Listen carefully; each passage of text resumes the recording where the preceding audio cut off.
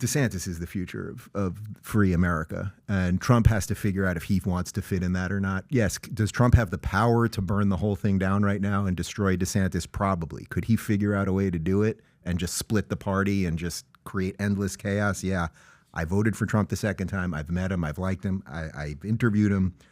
He's got to figure this thing out now in a decent way, and I don't know if he has it in him, but you can feel it. People are starting to turn now.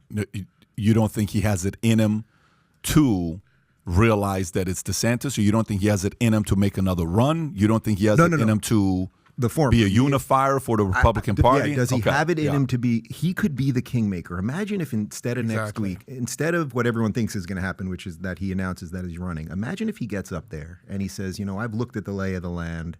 I've been doing this for a long time. I'm of a certain age.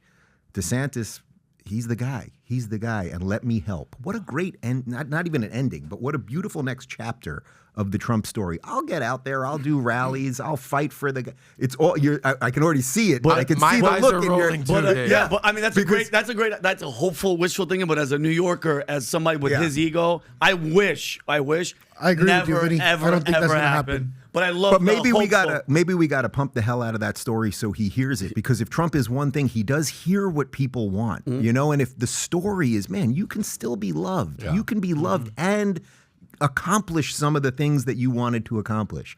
But getting through the machine again, and that you're gonna have to take out that DeSanctimonious line a couple days ago. Yeah. Man, why? Who's sanctimonious? Did you look up the definition of sanctimonious? Yes, I looked it up. Yeah, it's Trump. And it's basically like Trump.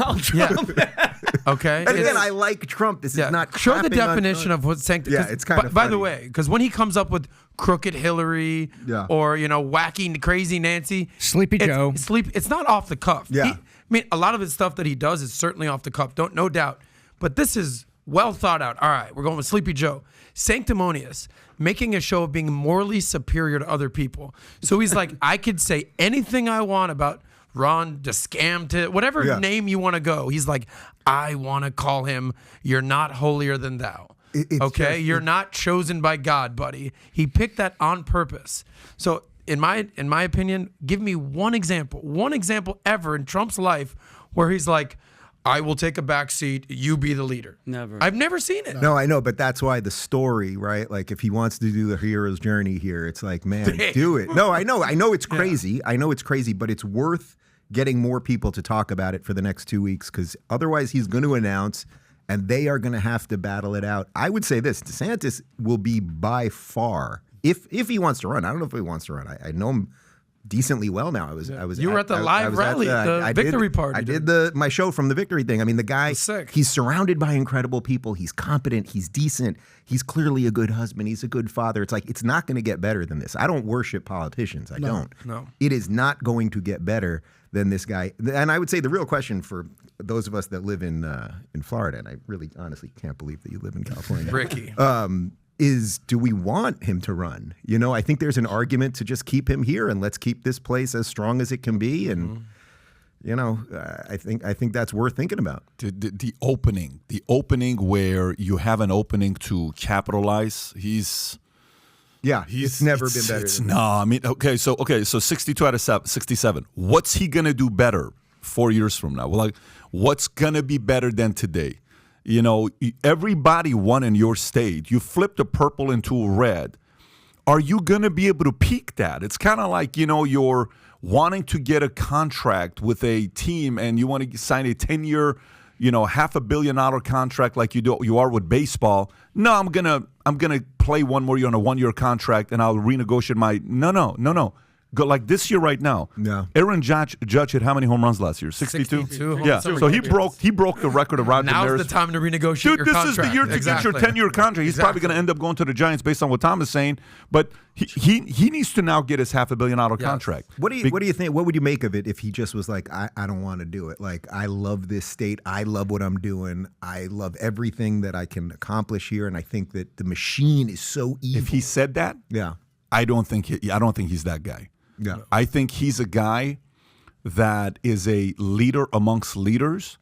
I think he's a guy that has had his I set on leading for a long time since he was a teenager. I think this guy was a teenager. You would have known something was different about him.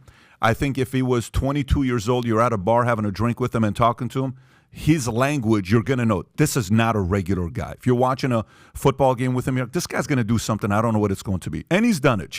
Being a commander of a Navy SEAL unit, to going and being Congress 6th District, Daytona, to go being a governor. You win only by 34,000 votes. And then it's landslide, 40-60 Charlie Chris. And then everybody in your state wins because of you. And then you flip a purple to a red.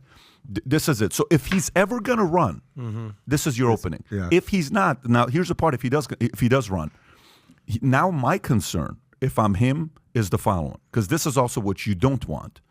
It's the replacement game.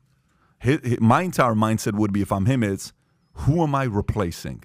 Because if you are going to go be the president, and if you are a kingmaker, who's the next person that you're working or developing or thinking to say, here's a 5 or 6 or 7 candidates that would make a hell of a governor in the state of Florida.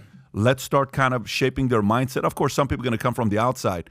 I think that's what I would be thinking about if I'm him. It's probably on my top 10 list right now to find my replacement if I run for president. If I'm not planning on running for president ever, then you don't need to think about that, because you've got plenty of time. They've got to be thinking about it one way or another. And again, I have no insight into, I know his people pretty well. I have no insight into whether he wants to do it or not, but they have to be thinking about that. But I'll tell you a great story about him and running and how huge this victory was. So when we finished up my book tour, the last stop that we did was in Orlando, and I had DeSantis as my special guest. So we went right into Disney and did this show there, and they had protesters and they're screaming and all the usual nonsense. But I'm sitting in the green room with the governor, just the two of us, for about 10 minutes before the show, and we're just, mostly he wanted to talk about baseball, actually. We're just kind of, like it wasn't about politics. He's just a decent dude. And I said to him, Governor, you're going to win this thing by 15 points. He laughed in my face. He said 6 or 7, and now he won by 20. Wow. I mean, think about that. He thought 6 or 7. He said 6 or 7, and that would be huge. And the guy won by 20. So with all the craziness taking place, I believe future looks bright. If you believe future looks bright, get your latest Future Looks Bright hat of Valuetainment. It says Future Looks Bright here, Future Looks Bright here. We got them in white, we got them in black, we got them in red. Our black on black sold out. These are about to sell out. If you haven't ordered one yet, we had a person in Michigan, bought 1, then he bought 3. Then when those 3 people weren't in the office, they had to order 58 of them, because people wanted the Future Looks Bright hat, especially during times like this, because ain't nobody saying Future Looks Bright. To order your Future Looks Bright hat, click over here. And to watch the entire podcast, click here. Take care, everybody.